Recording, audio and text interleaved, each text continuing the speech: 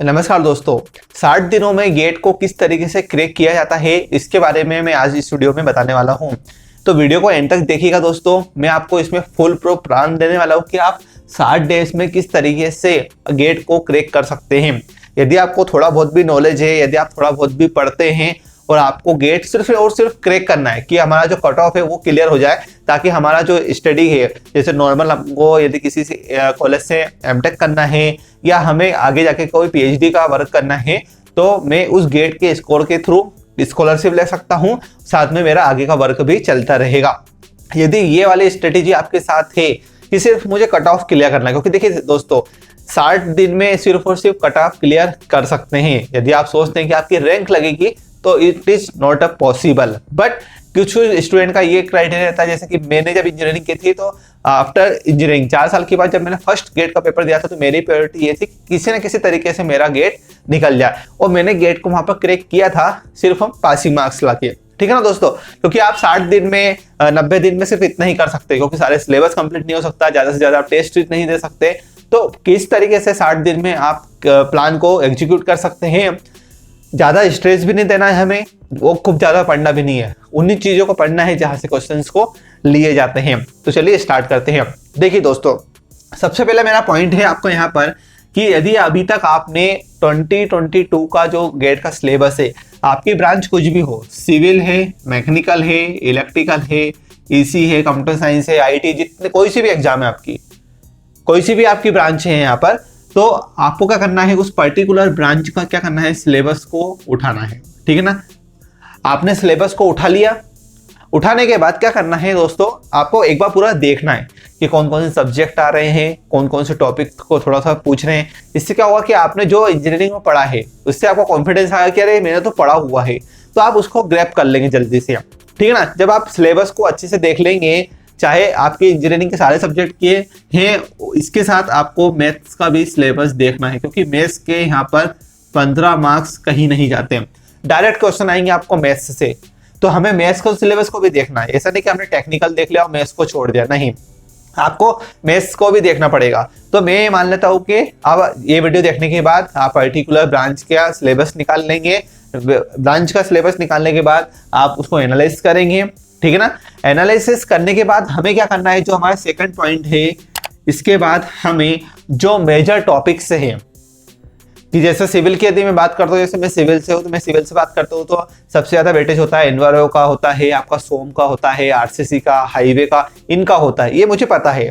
ठीक है ना, नहीं पता है तो आप गूगल कीजिएगा तो आपको पता लग जाएगा वहां पर कि मेजर टॉपिक्स कौन कौन से होते हैं पर्टिकुलर ब्रांच के अकॉर्डिंग।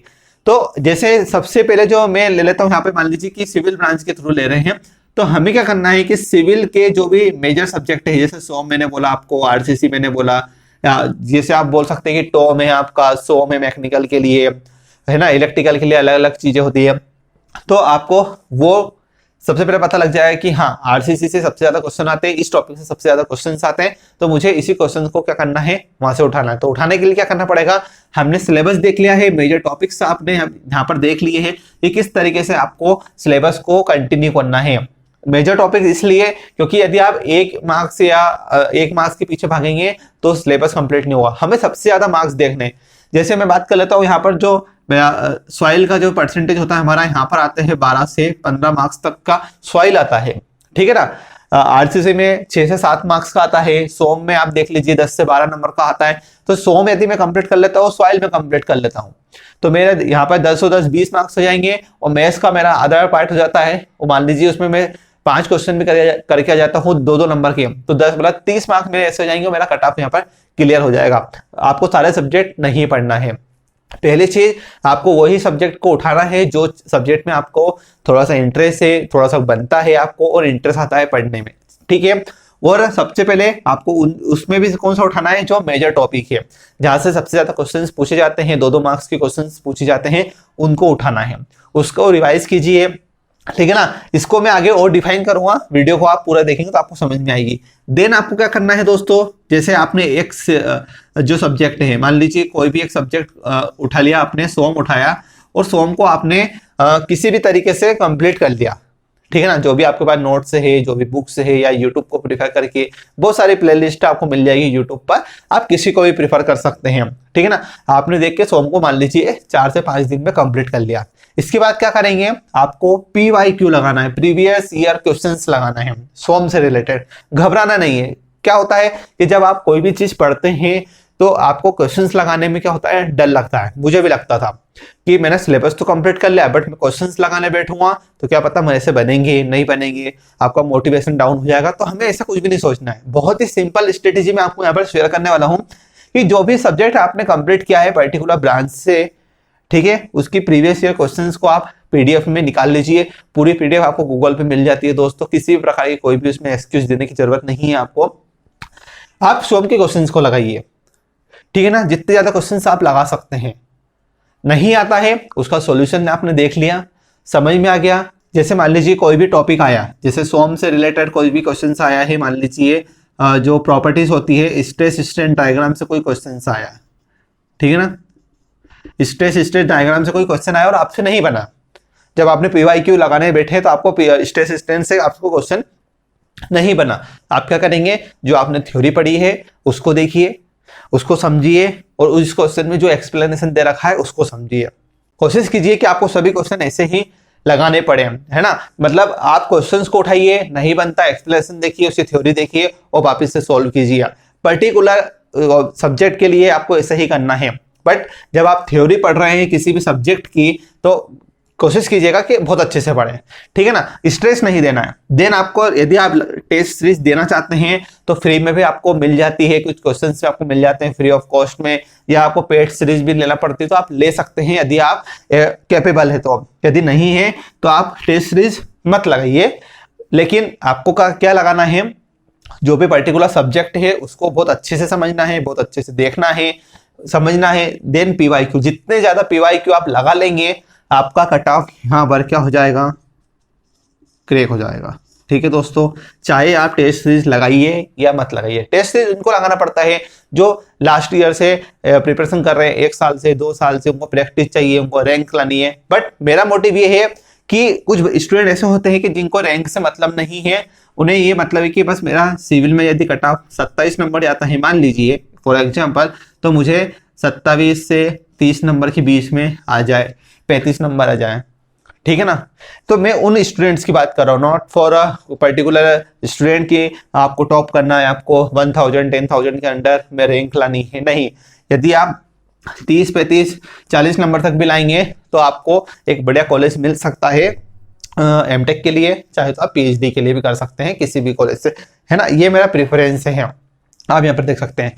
अब आपको क्या करना है दोस्तों, मैथमेटिक्स को बहुत अच्छे से करना है, क्योंकि यहाँ पर 15 मार्क्स आपको क्लियर कट आने वाले हैं। 15 में से यदि आपने 10 क्वेश्चन 10 मार्क्स का भी आपने वहां अटेम्प्ट कर लिया तो आपका टेक्निकल बहुत आसान हो जाएगा, क्योंकि 10 में से आ गए। और आपको यदि सिविल में 27 नंबर लाना है तो मात्र 70 नंबर आपको सारे सब्जेक्ट में मिला के लाना है। तो आप देख सकते हैं इस तरीके से आपको प्रिपरेशन करना है। और सबसे मेजर बात, सबसे बड़ी बात मैं आपको ये बता देता हूँ कि आपको आपकी हेल्थ का ध्यान रखना है। हेल्थ का ध्यान बिल्कुल रखना है, बिल्कुल भी स्ट्रेस नहीं लेना है कि यार मैंने नहीं पढ़ा तो मैं क्या कर रहा हूं। आप पढ़िए, स्लॉट बनाइए, कभी भी रूटीन मत बनाइएगा कि सुबह से उठ रहे हैं आप वो 3-4 घंटे कंटिन्यू पढ़ रहे हैं फिर पढ़ने बैठ गए, नहीं।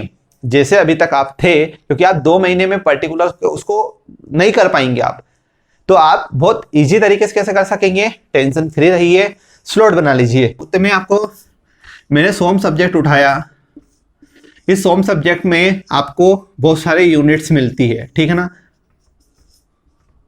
तो फर्स्ट यूनिट मुझे आज कंप्लीट करना है, या आपको ऐसा भी नहीं करना है तो और इजी तरीका मैं आपको बता देता हूं। यूट्यूब पर आप सभी को क्रश कोर्स मिल जाएंगे। क्या मिल जाएंगे? क्रश कोर्स बहुत सारे मिलते हैं, और मैं डेफिनेटली आपको यही बताऊंगा, क्योंकि आप सिर्फ क्रश कोर्स पर ही आप ध्यान दीजिए, ठीक है ना। 2-3 घंटे में वो कंप्लीट हो जाता है। यूट्यूब पे बहुत सारी प्लेलिस्ट है, आप उनको प्रीफर कीजिए, ज्यादा से ज्यादा देखिए, क्योंकि वो सिर्फ और सिर्फ पॉइंट टू पॉइंट बात करते हैं, सिर्फ और सिर्फ मुद्दे की बात करेंगे। तो आपका एक सब्जेक्ट एक दिन में कंप्लीट हो जाएगा, क्योंकि आपको क्रश कोर्स क्या करना है, 3 घंटे की और मुश्किल से मैक्सिमम 4 घंटे की क्लास होगी किसी भी सब्जेक्ट से। मैक्सिमम 4 घंटे। तो आप स्लॉट में कर लीजिए, 2 घंटे कर लीजिए, 2 घंटे कर लीजिए, एक दिन में आपका एक सब्जेक्ट कंप्लीट हो जाएगा। जो भी टाइम उस दिन में बचता है PYQ लगा लीजिए, आपका डेफिनेटली आपके उस क्वेश्चन से क्वेश्चंस आपको बनेंगे। क्योंकि ये स्ट्रेटेजी मैंने अपनाई है। जब मैंने गेट को क्रैक किया था तब भी मैंने क्रश कोर्स को ही देखा था सबसे ज्यादा, क्योंकि मेरा मोटिव यही नहीं था कि मुझे रैंक चाहिए, मुझे ये चाहिए था कि बस क्वालिफाइड हो जाए। ठीक है, तो गेट क्वालिफाइड इस तरीके से आप कर सकते हैं, लोड लेने की जरूरत आपको नहीं है। यदि वीडियो अच्छा लगता है तो वीडियो को लाइक कीजिएगा, क्योंकि मैं आगे भी आप सभी के साथ कुछ ऐसी ही वीडियो शेयर करने वाला हूं, कैरियर गाइडेंस आपके साथ शेयर करने वाला हूं। बाकी का आपको पता है कि मैं डेली बेसिस पर आप सभी के लिए गवर्नमेंट जॉब की अपडेट लाता रहता हूं। Thank you for watching.